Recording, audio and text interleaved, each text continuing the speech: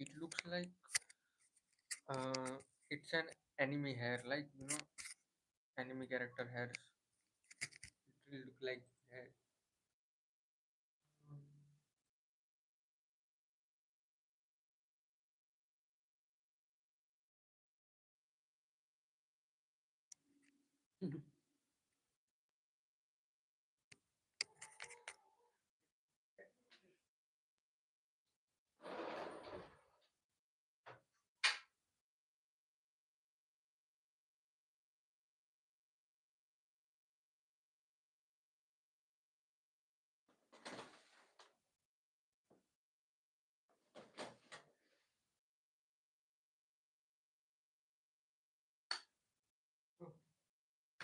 There were two mosquitoes waiting by my window. What? They were literally waiting, and there was some gap. And when I was just about to close it, they came in, and now I have to find them. Two of them. I hope they don't start a family in my room. There is one. I don't want them to start a family in my room. Go outside.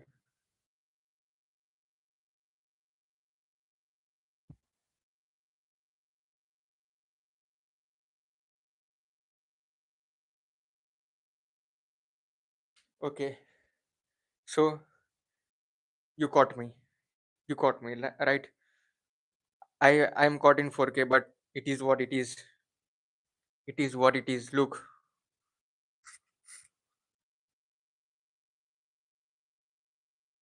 caught me. And what I'm going to do is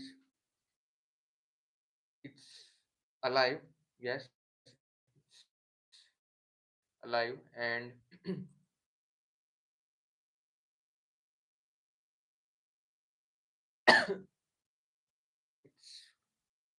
still alive. Wait, huh? I'm thinking of setting him free. Yes, I'm setting him free. I'll just wait. Let me just see properly. Everything is he's still alive. I hope he's not. He's alive. Wait, wait, wait, wait.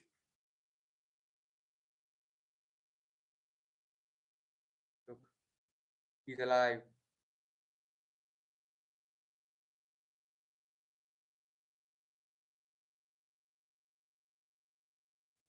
Focusing. What? The live ended. Anyways,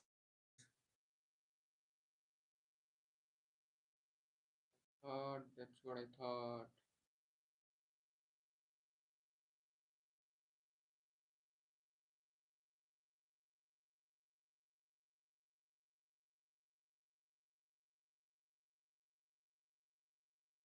You're back.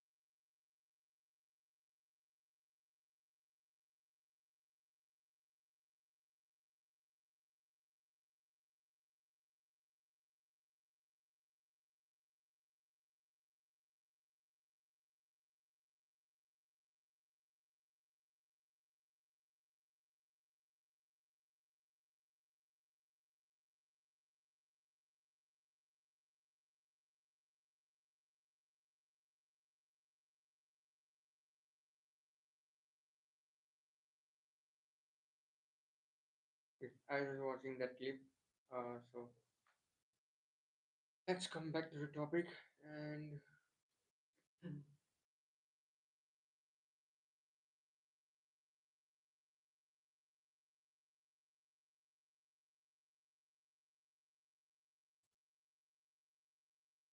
okay, so museum was the really frightening one. There were no windows in it at all.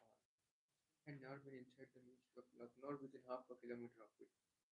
It's impossible to enter to self-defense, and then only by penetrating through a maze of barbed wire entanglements, steel doors, and hidden machines unless. Even the streets leading up to its outer barriers were roamed by gorilla-faced guards in black uniforms, armed with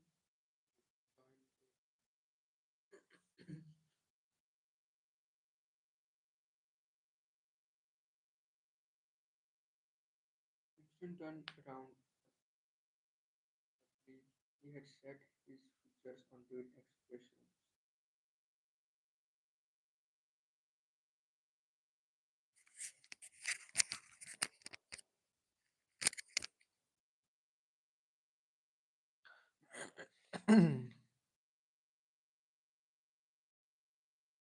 Even the streets leading up to outer barriers roamed by gorilla-faced guards in black uniform, armed with jointed truncheons. Winston turned around. Okay, okay, okay.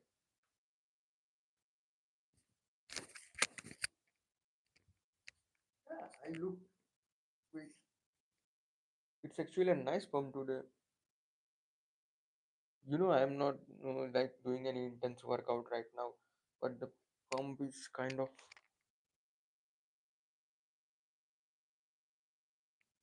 fine.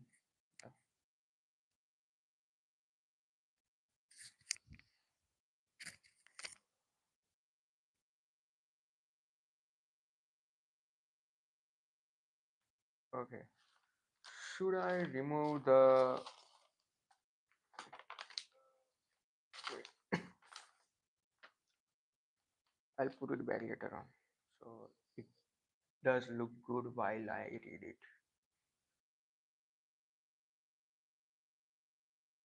Performative. I'm trying to be performative. She turned around upsetly. He had said his face into the expression of quiet optimism, which it was advisable to wear when facing the telescreen. He crossed the room into the tiny kitchen by leaving the ministry at this time of day. He had sacrificed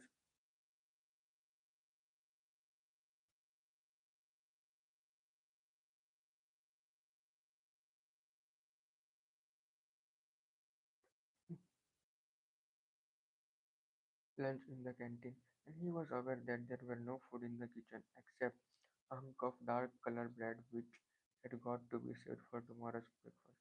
He took down from a shelf a bottle of Parallax liquid with a plain white label marked Victory Gin, if of sickly oily smell. As of Chinese rice spirit, Winston poured out nearly a teacupful, now himself for a shook, and gulped it down like a dose of medicine. Instantly, his face turned scarlet and the water ran out of his eyes. The stuff were like nitric acid, and moreover, in swallowing it, one had the sensation of being hit on the back of the head with a rubber club. The next moment, however, the burning in his belly died down and the world began to look more cheerful. He took a cigarette from a crumpled packet marked Victory Cigarettes and incautiously held it upright, whereupon the tobacco fell out into the floor. With the next, he was more successful. He went back to the living room and sat down at a small table that stood to the left of the telescreen. From the table drawer, he took out a pen holder, a bottle of ink, and a thick quarto-sized blank book with a red back and marked cover. For some reason, the telescreen in the living room was in an unusual position. Instead of being placed as was normal in the end wall, there it could command the whole room.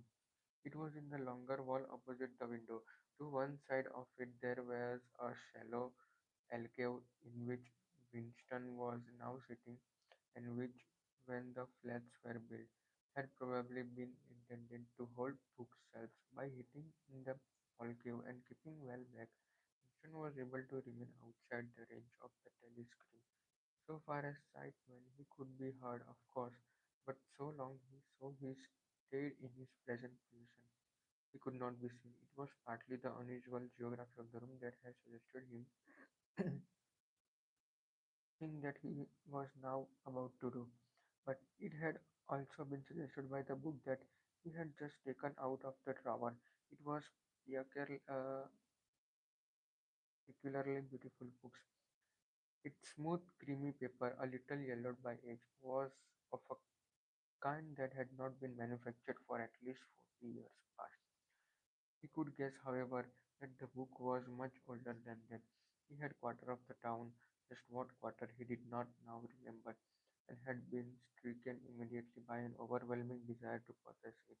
Party members were supposed not to go into ordinary shops, dealing on the free market it was called, but the rule was not strictly kept because there were various things such as shoelaces and razor blades which it was impossible to get hold of in any other way. He had given a quick glance up and down the street and then had slipped inside and bought the book for $2.50. At that time he was not conscious of wanting it for any particular purpose. He had carried it guiltily home in his briefcase, even with nothing written in it. It was a compromising possession. Thing that he was about to do was to open a diary. This was not illegal. It was illegal since there was no longer any laws, but if detected, it was reasonably certain that it would be punished by death, or at least by 25 years in forced labor camp. Winston fitted a nib into the pen holder and snuck it to get the grease off. The pen was an archaic instrument, seldom used even for signatures, and he had procured one furtively and with some difficulty, simply because of a feeling that the beautiful creamy paper deserved to be written on with a real nib instead of being scratched with an ink pencil. Actually, he was not used to written by hand, apparently from very short notes. It was unusual to dictate everything into this right, which was, of course, impossible for his present purpose. He dipped the pen into the ink and then fluttered for just a second. The trimmer had gone through his folds to mark the paper with the decisive act. In small, clumsy letters, he wrote April 4th. I think it is about to get interesting. I think I have already read this part, but I don't seem to recur. Yes, I don't seem to remember it, so I have to read it again. He sat back, a sense of complete helplessness had descended upon him. To begin with, he did not know with any certainty that this was 1984. It must be round about the date, since he was fairly sure thing his age was 39, and he believed that he had been born in 1944 or 1945, but it was never possible nowadays to pin down any date within a year or two. For whom it suddenly occurred to him to wonder, was he writing this diary for the future, for the unborn? His mind hovered for a moment round the doubtful date on the page, then fetched up with a bump against the newspeak word double think. For the first time, the magnitude of what he had undertaken came home to him. How could you communicate with the future? It was of its nature impossible. Either the future would resemble the present, in which case it would not listen to him, or it would be different from, and his predicament would be meaningless. For some time he sat gazing stupidly at the paper. The telescreen had changed over to strident military music. It was curious that he seemed not merely to have lost the power of expressing himself, but even to have forgotten what it was that he had originally intended to say. For weeks past he had been making ready for this moment, and it had never crossed his mind that anything would be needed except courage. The actual writing would be easy. All he had to do was to transfer a paper. The interminable restless monologue that had been running inside his head literally for years. At this moment, however, even the monologue had dried up. Moreover, his varicose ulcer had begun itching unbearably. He dared not scratch it because if he did so, it always become inflamed. The seconds were ticking by. He was conscious of nothing except the blankness of the page in front of him, the itching of the skin above his ankle, the blaring of the music, and slight bruisiness caused by the gin. Suddenly, he began writing in sheer panic, only imperfectly aware of what he was setting down. A small but childish handwriting straggled up and down the page, shedding first its capital letters and finally even in full stops.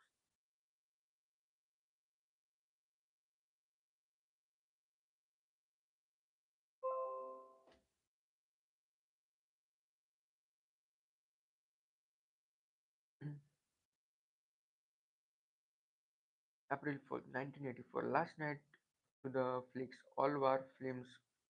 One very good one of ship full of refugees being bombarded somewhere in the Mediterranean.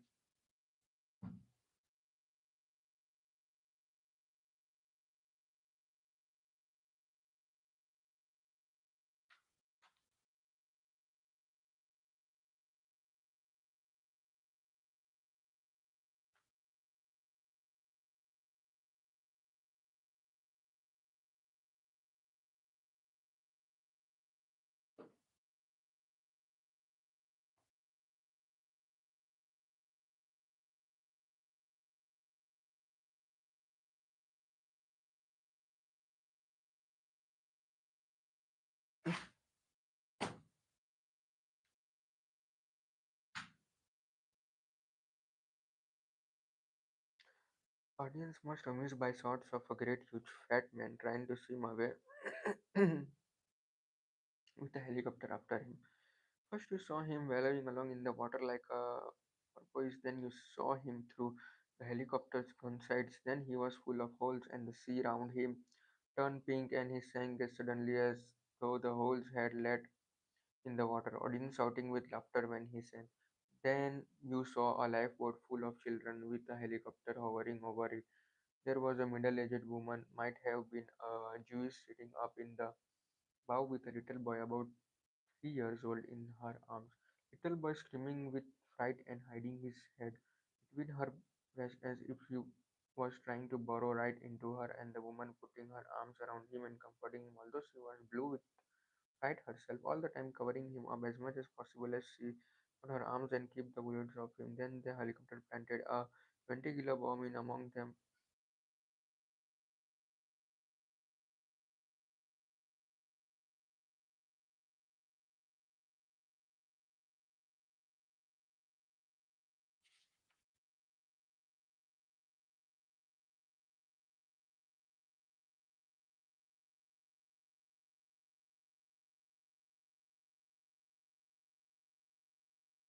Wait.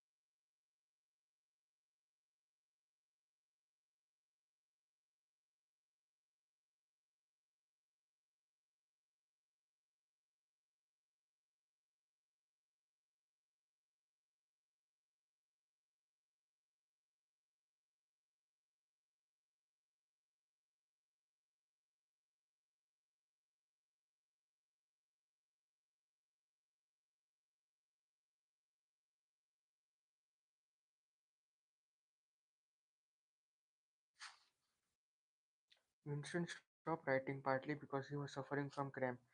He did not knew what had made him pour out this stream of rubbish, but the curious thing was the while he was doing so, a totally different memory had clarified itself in his mind to the point where he almost felt equal to writing it down. It was he now realized because of this other incident that he had suddenly decided to come up home and begin the diary today. It had happened that morning at the ministry, if anything so nebulous could be said to happen. It was nearly 1100, and in the records department where Winston worked, they were dragging the chair out of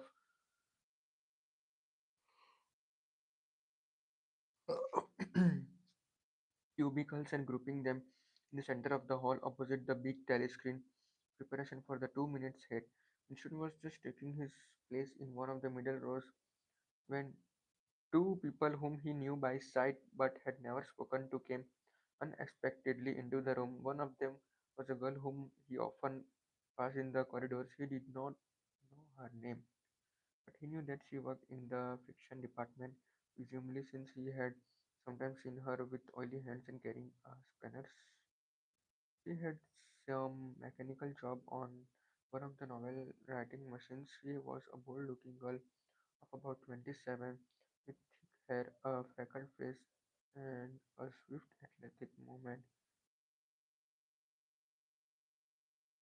A narrow scarlet sash emblazoned on the junior anti-sex league was wound several times around the waist of her overalls, just tightly enough to bring out the shapeliness of her hips. Upton had disliked her from the very first moment of seeing her. He knew the reason. It was because of the atmosphere of hockey fields and cold baths and community hikes, and general clean-mindedness which she managed to carry about with her. He disliked nearly all women, and especially the young and pretty ones. It was always the women, and above all young ones, who were the most bigoted adherents of the party, the followers of slogans, the amateur spies and nosers out of the unorthodoxy. But this particular girl gave him the impression of being more dangerous the most. Once, when they passed in the corridor, she gave him a quick sidelong glance, which seemed to pierce right into him and for a moment had filled him with black terror. The idea had even crossed his mind that she might be an agent of the thought police. That it was true was very unlikely. Still, he continued to feel a peculiar uneasiness, which had fear mixed up in it as well as hostility whenever she was anywhere near him. The other person was a man named O'Brien, member of the inner party and holder of some post so important and remote that Winston had only a dim idea of its nature. A momentary hush passed over the group of people round the chairs as they saw the black overalls of an inner party member approaching. O'Brien was a large, burly man with a thick neck and a coarse, humorous, brutal face. In spite of his formidable appearance, he had a certain charm of manner. He had a trick of resettling his spectacle on his nose, which was curiously disarming. In some indefinable way, curiously civilized, it was a gesture which, if anyone had still thought in such terms, might have recalled an 18th century nobleman often in his snuff box. Winston had seen O'Brien perhaps a dozen times in almost as many years. He felt deeply drawn to him, and not solely because he was intrigued by the contrast between O'Brien's urban manner and his prize father's physique. Much more it was because of a secretly held belief, or perhaps not even a belief, merely a hope, that O'Brien's political orthodoxy was not perfect. Something in his face suggested it irresistibly, and again, perhaps it was not even orthodoxy that was written in his face, but simply intelligence. But at any rate, he had the appearance of a being a person that you could talk to if somehow you could cheat the telescreen and get him alone. Winston had never made the smallest effort to verify the guest. Indeed, there was no way of doing so. At that moment, O'Brien glanced at his wristwatch, saw that it was clearly 1100, and evidently decided to stay in the records department until the 2 minutes hit was over.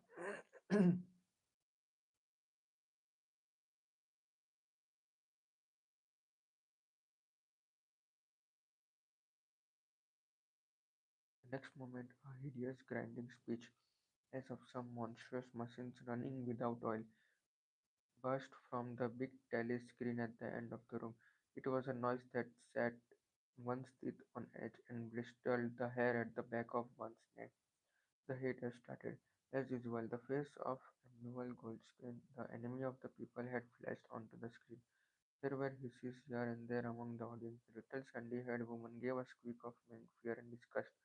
Goldstein was the renegade and black slider who once long ago, how long ago, nobody quite remember, had been the leading figures of the party almost on a level with the Big Brothers himself, and then had engaged in counter-revolutionary activities, had been condemned to death, and had mysteriously escaped and disappeared. The programs of the 2 minutes hit varied from day to day, but there was none in which Goldstein was not the principal figure. He was the primal traitor, the earliest defiler of the party's purity. All subsequent crimes against the party, all treacheries, acts of sabotage, heresies, devotions, sprang directly out of his teaching. Somewhere or other, he was still alive and hatching his conspiracies, perhaps somewhere beyond the sea under the protection of his foreign paymasters, perhaps even, so it was occasionally rumored, in some hiding place in Oceania itself. Winston's diaphragm was constricted. He could never see the face of a Goldstein without a painful mixture of emotions. It was a lean Jewish face with a great fuzzy curled roll of white hair and a small goat beard. A clever face, and yet somehow inherently despicable, with a kind of senile silliness in the long thin nose, near the end of which a pair of spectacles was pierced. It remembered the face of a sheep, and the voice too had a sheep-like quality. Wilson was delivering his usual venomous attack upon the doctrines of the party, an attack so exaggerated and perverse the child should have been able to see through it, and yet just plausible enough to fill one with an alarmed feeling that the other people less level-headed than himself might be taken in by it. He was abusing Big Brother. He was denouncing the dictatorship of the party. He was demanding the immediate conclusion of a peace with Eurasia. He was advocating freedom of speech, freedom of press, freedom of assembly, freedom of thought. He was crying hysterically that the revolution had been betrayed.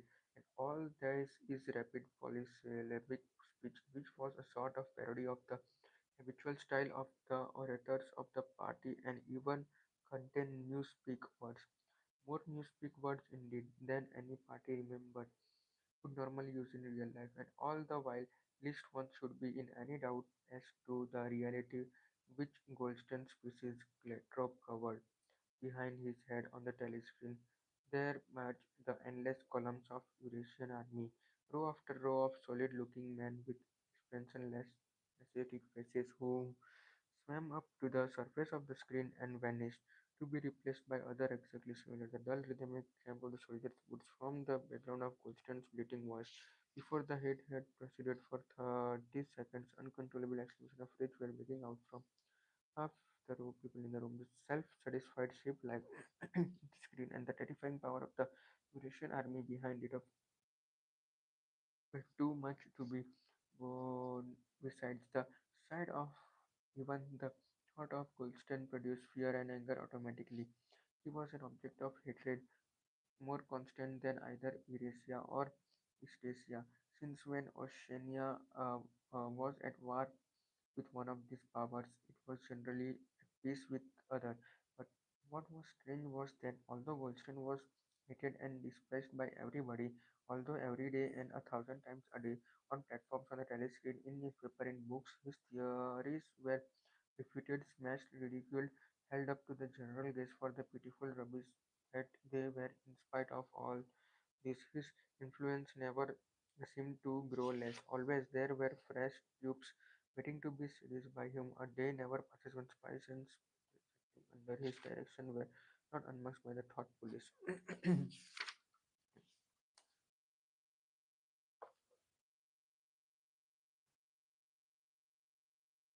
He was the commander of a vast shadow army and underground network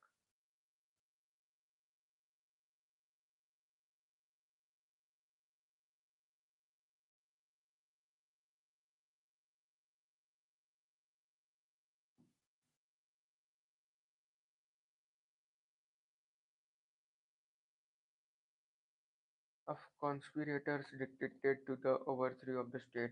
The Brotherhood, its name was supposed to be. There were also whispered stories of a terrible book, a compendium of all the essays of which Wilson was the author and which circulated clandestinely here and there. It was a book without a title. People referred to it at all simply as the book, but one knew of such things only through vague rumors.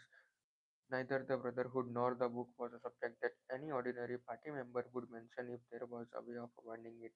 In its second minute, the head rose to a frenzy. People were leaping up and down in their places and shouting at the top of their voices in an effort to drown the maddening, bleating voice that came from the screen. The little sandy haired woman had turned bright pink and her mouth was opening and shutting.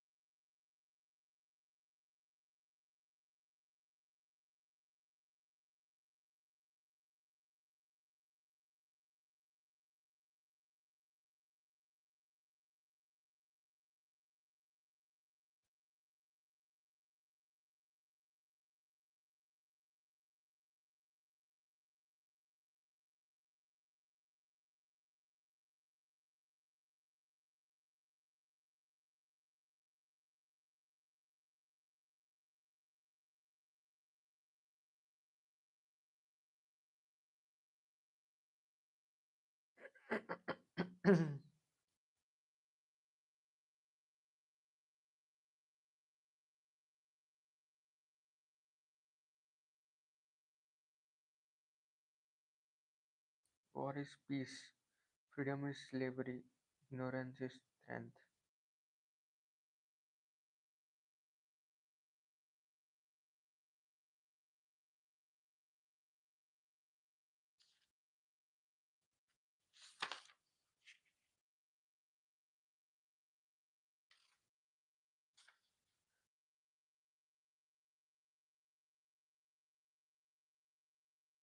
I think I'm not going to read this book loud. I'm not going to read these sentences loud because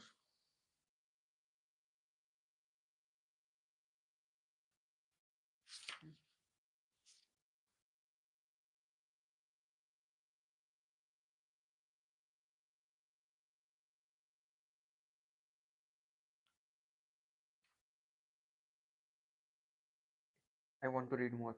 Actually, I want to read more now because now that I have, because I was like, what could be a book about? Like war. Yeah, I know that war is peace, freedom, and slavery. Ignorance. I saw this slogan, right? I literally saw this slogan on internet, but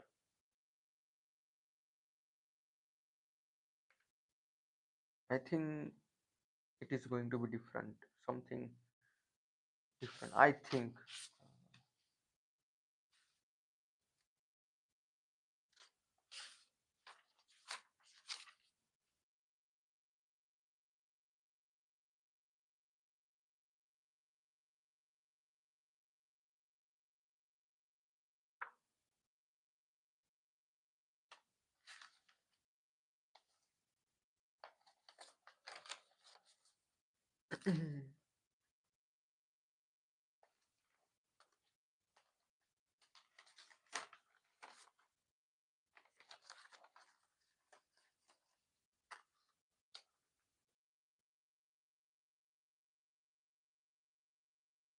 Should no, I remember. I remember. War is peace. That's the part I remember.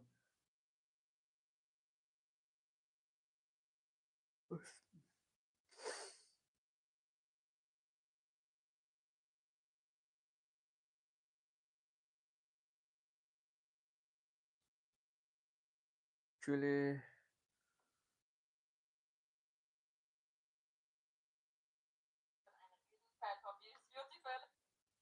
I actually thought that I could start reading meditation, but I think I should give some time and read something else before.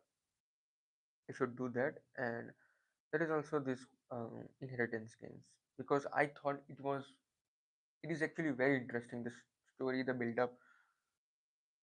Okay, I'm talking about the next book. Okay, so I was talking about the inheritance games, right? So here's the thing.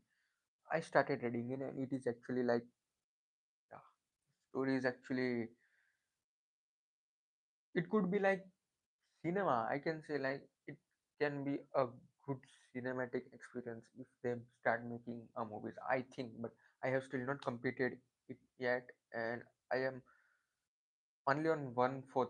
I'm not even half.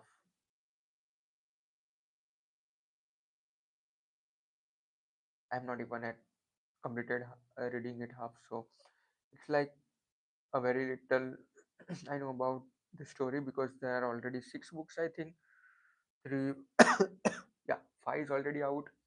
Yeah, fifth book, five parts are already available, but sixth part is about to come out in 2026. I think I, as per the sources, I think as per the last time I checked on the Google, so it could be that. But I'm also looking to like, should I read it because it is actually very interesting. Only in uh, three uh, 3 to 4 days, I caught up like no, yeah. I think half. Yes, I am at already know the half. I already know the half of the story. Then looks good, well, and but see if I how it ends. If I start reading it again and I complete it by reading it, then let's see how it ends, and it will depend. Should I order the other parts or not? But first, I think I should read this. Why am I feeling sleepy?